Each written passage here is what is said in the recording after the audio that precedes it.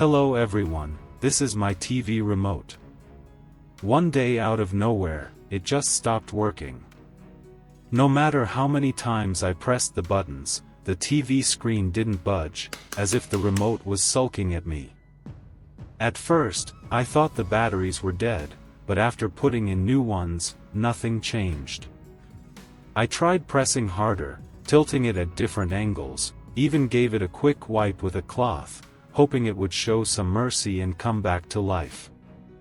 But no, it just stayed stubbornly silent, leaving me staring at the TV like I was staring at a painting on the wall. So, I decided to take it apart and check what's going on inside. But before that, I should confess, since I was a kid, I've always had this strange hobby, taking things apart. My toys never lasted long, not because they broke, but because I couldn't resist opening them up. I remember my mom getting frustrated because every new toy she bought me ended up in pieces within a week. Even my dad's tools weren't safe, he had to put labels saying, "Do not touch." Of course, that only made me more curious.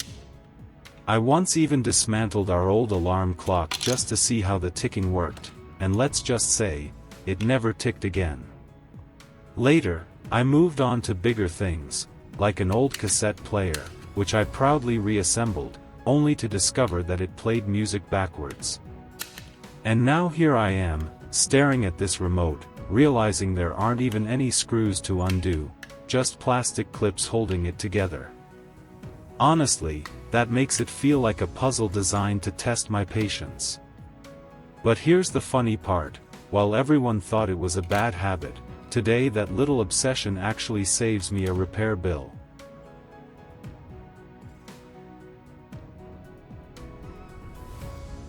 After opening up the remote, I noticed there was no burnt circuit, no broken parts.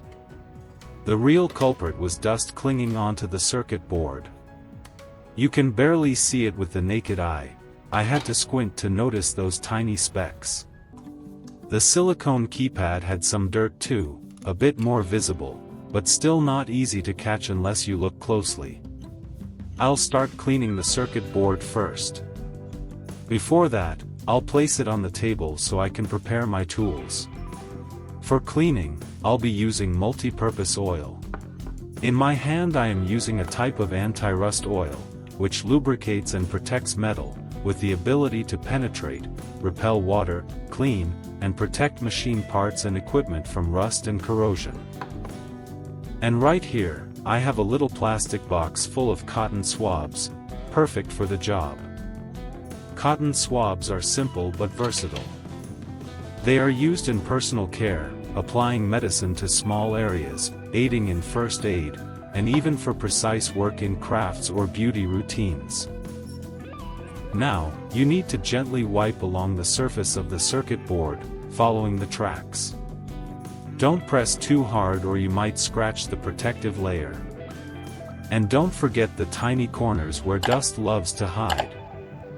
When working with a circuit board, it's not just about cleaning, you also need to make absolutely sure it's dry before reassembling. Even the tiniest drop of moisture can cause a short circuit or silently corrode the copper traces over time, slowly killing the device. That's why after cleaning, I usually place the board on a dry cloth, in a well-ventilated spot, away from dust, and leave it there for a few hours. If you want to speed things up, you can set a small fan nearby and let the airflow carry the moisture away. But whatever you do, never rush it with a high-heat hairdryer. One careless moment could warp the protective coating, or worse, loosen the tiny glued components. Once the cleaning is done, the board looks brighter, no more dull spots like before. Place it temporarily on the table and move on to the next part. Now I'll clean the silicone keypad. Same process, grab a new cotton swab, spray some oil, and wipe across the surface, especially the buttons that usually collect the most dirt. Alright, maybe this doesn't directly fix my remote right now, but let me tell you a fascinating story about the invention of the very first TV remote control.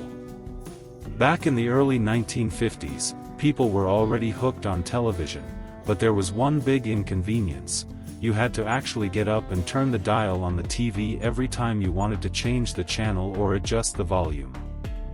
Imagine sitting comfortably on your couch, and every 5 minutes you'd have to stand up just to skip commercials. In 1950, a company called Zenith introduced something called the Lazy Bones. It was basically the first remote control, but here's the funny part: it wasn't wireless. It used a long, bulky cable that stretched across the living room. So yes, you could change the channel from your seat, but you also had a giant trip hazard lying on your floor. Not exactly ideal.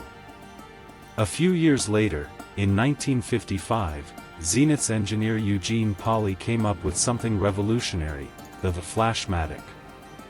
This was the world's first wireless TV remote. It worked by shooting beams of light into photo sensors on the corners of the TV.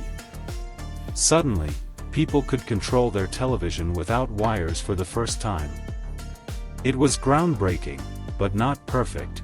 Sometimes sunlight streaming into the room would confuse the TV and change the channel on its own. Still, it was a giant leap forward. Then came 1956, when another Zenith engineer, Robert Adler, refined the design with something called the Space Command. Instead of light, it used ultrasonic sound, basically tiny clicking noises that humans couldn't hear but the TV could. This design was so reliable that it dominated the market for decades, and many people remember those classic, heavy metal remotes from their childhood. So, the next time you casually flip through channels or adjust the volume without even moving from your couch, just remember, it all started with a clunky wired box in the 1950s, and thanks to a few determined engineers, we now take this comfort completely for granted. Now, I'll reassemble the remote control back to the way it was. All the pieces fit perfectly, as if it had never been opened. And if you're a parent watching this video, especially the fathers in the family, I want to say this: take small moments like this as a chance to teach your kids. For example, when the TV remote breaks, instead of rushing to throw it away and buy a new one, you can sit down with your child, take it apart piece by piece, and explain what the circuit board is, what the buttons do, and where the batteries go.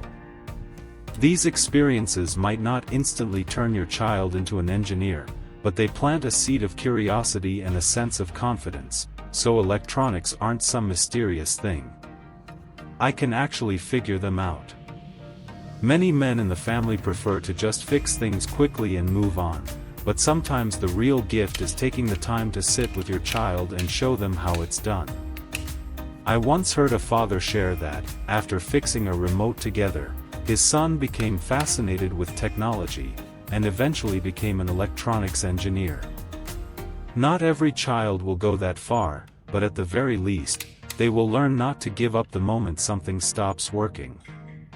And most importantly, always teach them about safety. For example, show them why they must remove the batteries before disassembling, or why they should never stick their fingers into an outlet. These lessons may seem small, but they form the foundation for kids to grow up with awareness and self-protection. Done. Let's test it out. And guess what? It works again. Once cleaned, the signals can pass through smoothly again. If you found this video helpful, don't forget to hit like and subscribe. That way, I can bring you more DIY tricks to save old gadgets. Trust me, many things you thought were trash just need a little cleaning to come back to life.